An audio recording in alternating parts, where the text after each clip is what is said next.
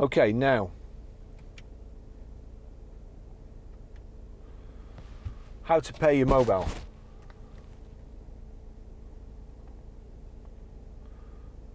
First of all, we make sure Bluetooth is on. Bluetooth on there.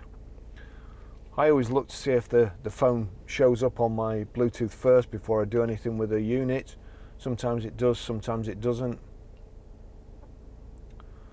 Can't wait any longer. So into menu, into telephone, searching for paired devices, Bluetooth there,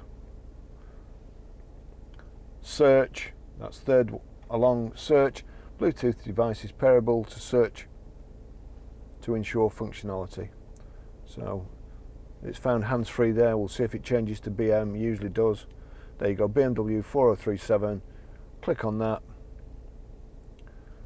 add, we want a passkey, so just 0000, so 0000, OK at the end, 0000, pair. I don't want it to allow my contacts and favourites to sync, but you will. I won't be using the car again.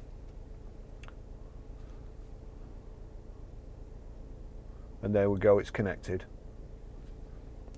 Bluetooth pairing successful. OK. So that's it done.